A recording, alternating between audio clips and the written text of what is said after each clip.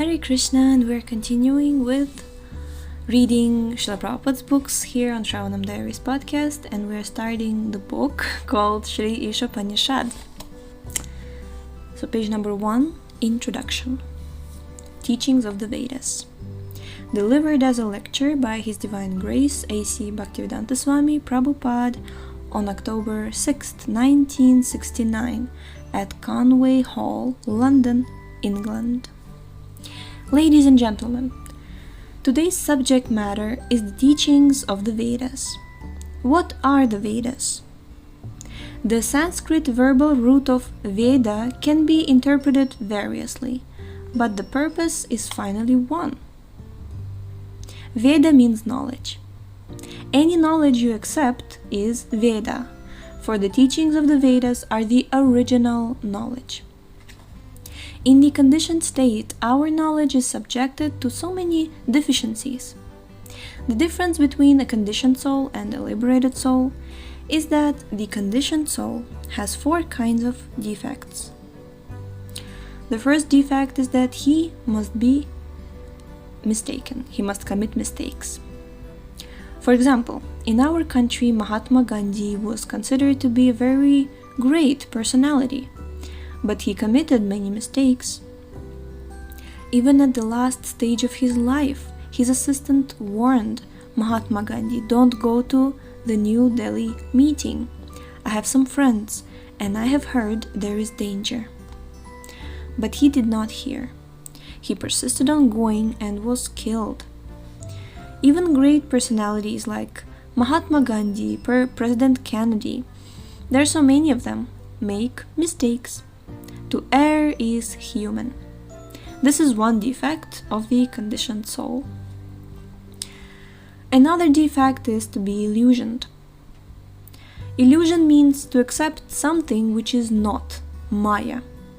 Maya means what is not. Everyone is accepting the body as the self. If I ask you what you are, you will say, "I am Mr. John, I am a rich man, I am this, I am that." All these bodily identifications. But you are not this body. This is illusion.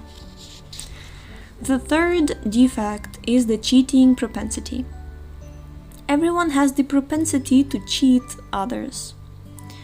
Although a person is fool number 1, he poses himself as very intelligent. Although it is already pointed out that he is an illusion and makes mistakes, he will theorize, "I think this is this. This is this."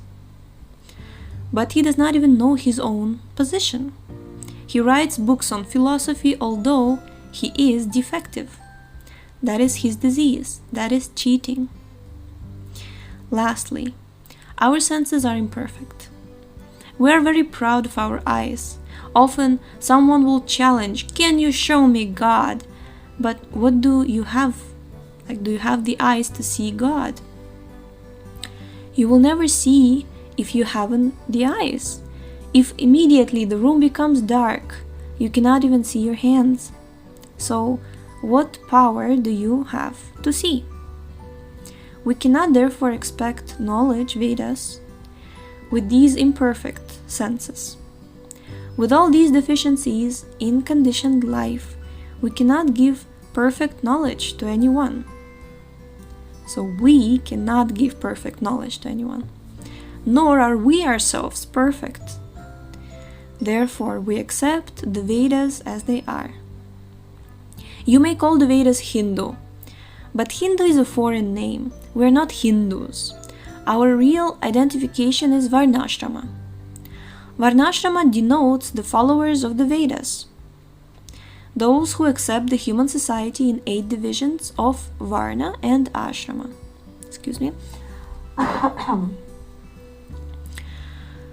There are 4 divisions of society and 4 divisions of spiritual life. This is called Varnashrama. It is stated in the Bhagavad Gita, these divisions are there everywhere because they are created by God. The divisions of society are Brahmana, Kshatriya, Vaishya, Shudra. Brahmana refers to the very intelligent class of men. those who know what is Brahman. Similarly, the Kshatriyas, the administrator group, are the next intelligent class of men. Then, the Vaishyas, the mercantile group. These natural classifications are found everywhere. This is the Vedic principles, and we accept it.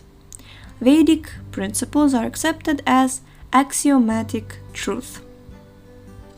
For there cannot be any mistake.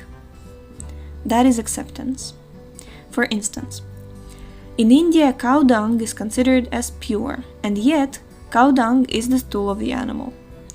In one place you'll find the Vedic injunction that if you touch stool, you have to take a bath immediately. But in another place, it is said that the stool of a cow is pure. If you smear cow dung in an impure place, that place becomes pure. With our ordinary sense, we can argue this is contradictory.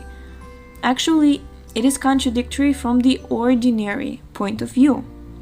But it is not false. It is a fact. In Calcutta, a very prominent scientist and doctor analyzed cow dung and found that it contains all antiseptic properties. In India, if one person tells another, "You must do this," the other party may say, "What do you mean? Is this a Vedic injunction that I have to follow you without any argument?" Vedic injunctions cannot be interpreted. But ultimately, if you carefully study why these injunctions are there, you will find that they are all correct. The Vedas are the compilations of human knowledge. Vedic knowledge comes from the spiritual world, from Lord Krishna. Another name for the Vedas is Shruti. Shruti refers to that knowledge which is acquired by hearing. It is not experimental knowledge. Shruti is considered to be like a mother. We take so much knowledge from our mother. For example, if you want to know who your father is, who can answer you? Your mother. If the mother says, "Here is your father," you have to accept it. It is not possible to experiment to find out whether he is your father. Similarly, if you want to know something beyond your experience, beyond your experimental knowledge, beyond the activities of the senses, then you have to accept the Vedas. There's no question of experimenting. It has already been experimented. It is already settled. The vision of the mother, for instance, has to be accepted as truth. There is no other way. Okay, so if anybody argues these days that, you can't test whether somebody is your father by some DNA or blood tests, technically, I just had that argument long time ago, and it was funny how we came to a conclusion. Yeah, but you can't just like so many millions of billions of people. Like will you go and test every? It's not. You will never reach to actual conclusion. So the mother is there to tell you who the father is. The Vedas are considered to be the mother, and Brahma is called the grandfather, the forefather, because he was the first to be instructed in the Vedic knowledge. In the beginning, the first living creature was Brahma. He received this Vedic knowledge and imparted it to Narada and other disciples and sons, and they also distributed it to their disciples. In this way, the Vedic knowledge comes down by disciplic succession. It is also confirmed in the Bhagavad Gita that Vedic knowledge is understood in this way.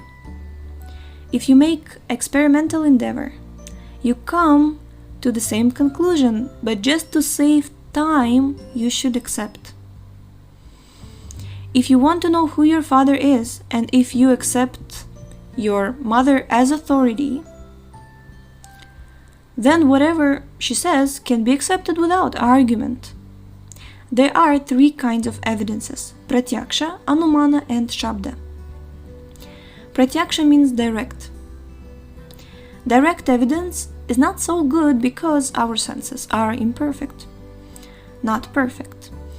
We are seeing the sun daily and it appears to us just like a small disk, but it is actually far, far larger than many planets.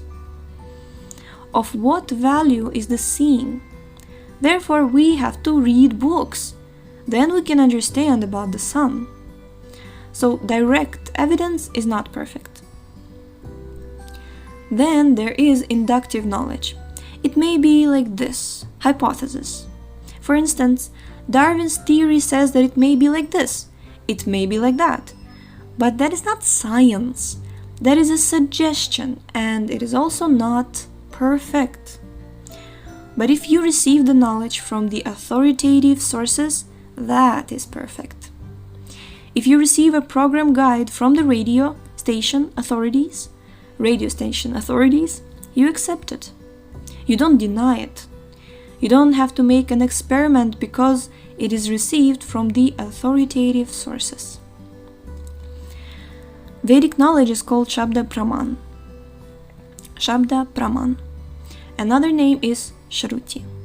Shruti means that this knowledge has to be received simply by oral reception. The Vedas instruct that in order to understand knowledge, we have to hear from the authority. Transcendental knowledge is knowledge from beyond this universe. Within this universe is material knowledge, and beyond this universe is transcendental knowledge. We cannot even go to the end of the universe. So how can we go to the spiritual world? Thus, to acquire full knowledge is impossible. There is a spiritual sky. Yes, so we shall continue tomorrow about the spiritual sky and about the Krishna consciousness movement and the personalities, great personalities and transcendentalists, and more about the Vedic knowledge. So, this is very exciting introduction to Shri Īśopaniṣad, because Shri Īśopaniṣad is quite, it's very deep and it's very beautiful, and I'm looking forward to read this like 5th time or 6th time, because it is one of the foundational books of Srila Prabhupada, like one of the central, you can say. So, not to keep you long, the link to this book will appear tomorrow. I'll add it tomorrow. So that's it for today. Thank you so much for tuning in, and we shall see you in the next episode. Hare Krishna.